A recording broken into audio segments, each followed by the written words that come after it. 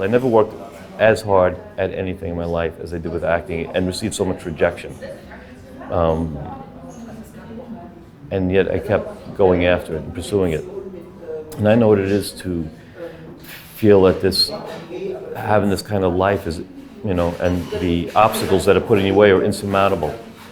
I'm never going to get past this. And I got to the point when I was 27 where I really thought, it's not going to happen. And I tried to kill myself. I jumped in front of a train.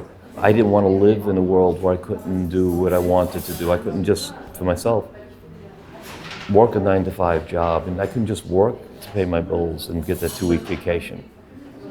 I'd be miserable. And when it seemed like I wasn't going to be able to survive and support myself acting, it was like, what was the point? Thank God, once I hit the tracks, I realized I didn't want to die that way.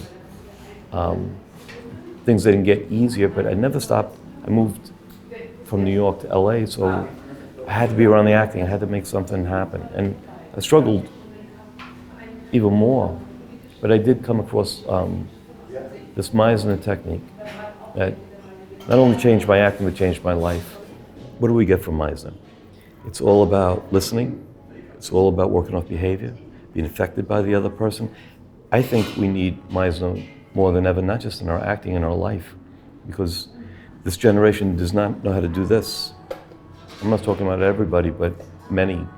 It's all about this. We ask somebody out this way. We break up this way. But it's very difficult for them to look somebody in the eye and just have a conversation. I learned for myself more about life from teaching Meisner. Meisner tells us to live moment to moment. I try to do, it's a great philosophy for life. I try to live moment to moment. To live truthfully. Try to live truthfully. To not live in the past. I did that for a long time and it hurt me. And I think it hurts a lot of people. To not live in the past. To let that go, learn from it, but that moment is dead. And to not attach yourself to the result and to enjoy the journey. This is all Meisner. I can't think of a better philosophy. I have a son, that's what I try to impart on him, not as an actor, but as a human being. When I was going to school, the teachers didn't care about grammar. If they knew what you were trying to say, that was good enough. Right. But it intimidated me with my writing. I was embarrassed to show it to anybody because I knew my grammar was terrible. Right. But I think I'm a good storyteller. And, the other thing we tell actors beginning is don't let someone put a label on you, that you're either this or that. You don't have to buy into that. We all wear many hats. Myself, I'm an actor, and for a long time I fell into that. I was just an actor, I couldn't do anything else. And then, I found that I was a director and a producer and a teacher, which I love, and eventually a father, which I love most of all. Most of my early life, it was, I didn't have a very good upbringing with my father. So I had no self-esteem, no self-worth. And I felt I was very limited in what I could do, and that, in truth, I would never do anything. I couldn't amount to anything.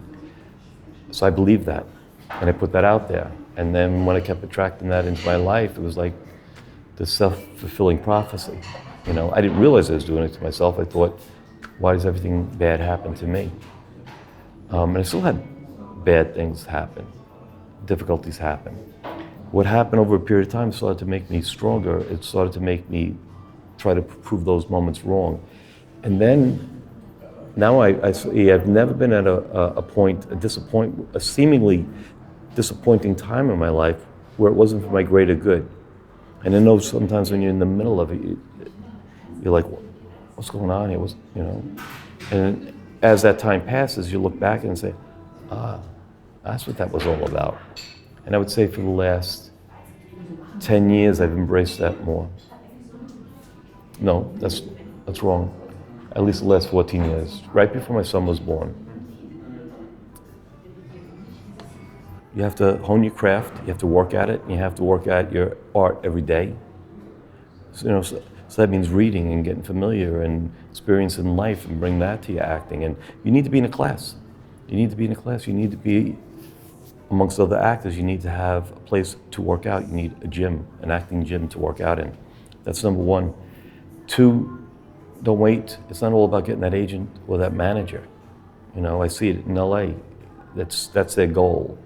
And then they've graduated from an acting school, like another one that I teach at, and then think that's it. I mean, first of all, I wouldn't do it. You shouldn't do it unless you have a need to do it and you really love it. And if you love it, then you need to do it all the time. So you have to be in a class. You have to be doing plays. You have to create your own material. You have to write. I think everyone has a story to tell, so you have to write, produce, direct. You know, coming from New York, they said you had to be a triple threat. Or when I first began, a writer, singer, director, but a writer, singer, actor. The truth, as I see it, is you have to be a writer, producer, director, actor. The system has been the way it is always, and I don't think it's going to change. And if you don't want to be frustrated playing, you know, well, for myself, like, you know, bad guy number one, then you got to show that you're capable of doing other things. So that's what I would say. Empower yourself. Take that power away from the agent and the manager. Don't give it all to them. You know, I've never been the business type. You know, I've always when I left acting school myself, I started my own group. I called the Artists Theater Group, and with that group, I produced 90 plays and lost money on 89 plays.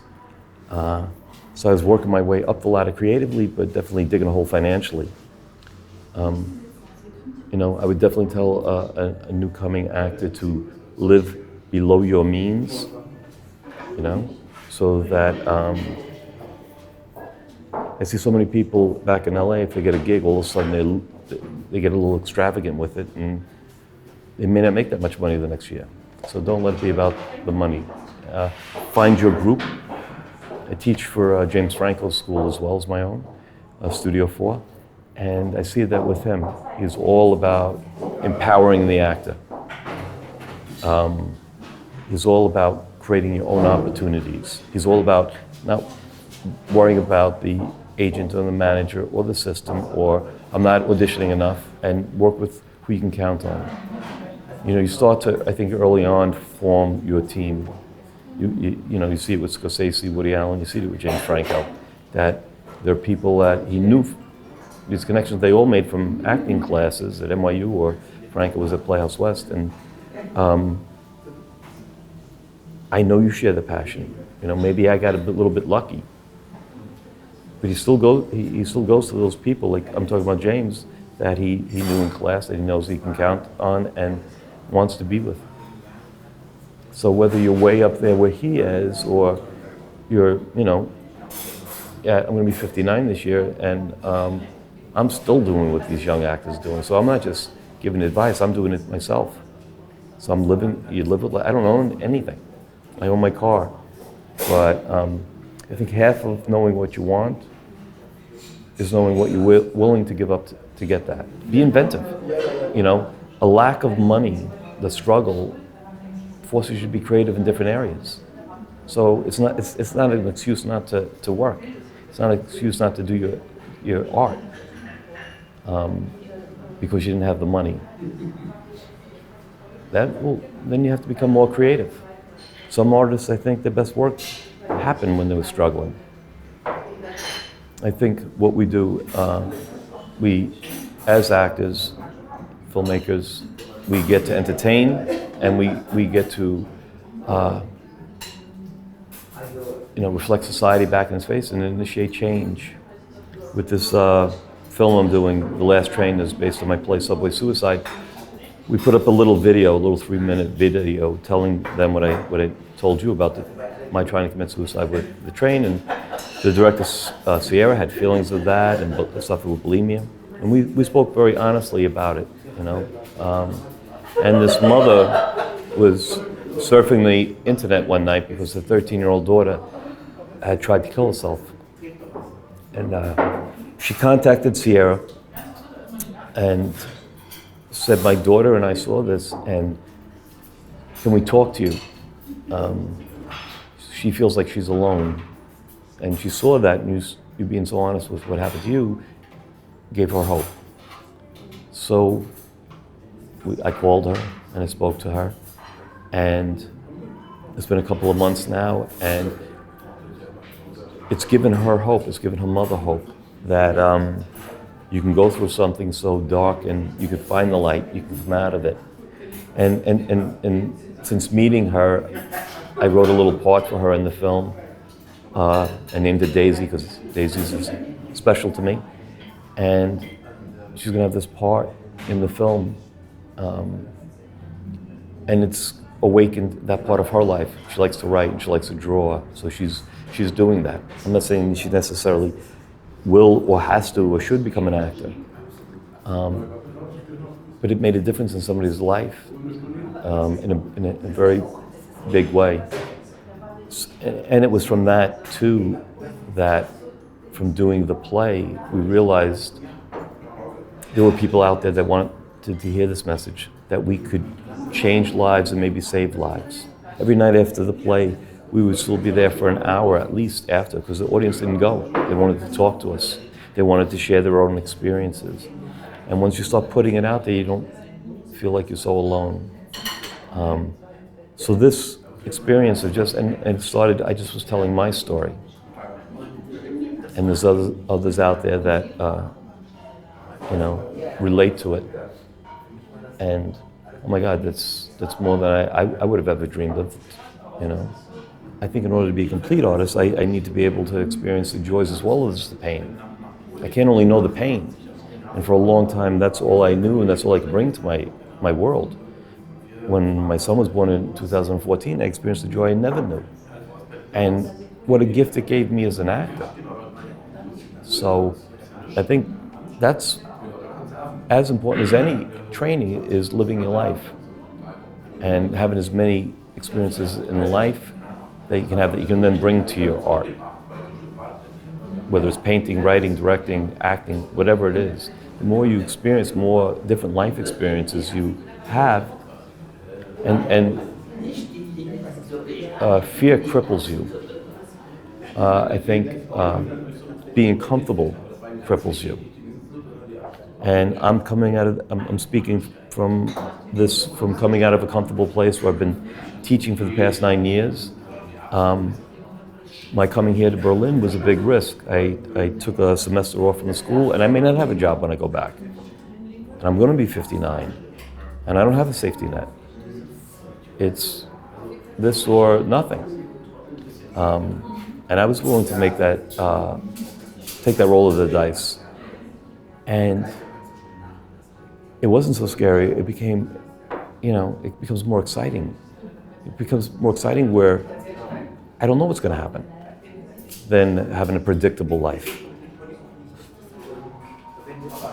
I know if I stayed where I was, I know what it's going to look like. I don't know, and I find it really exciting.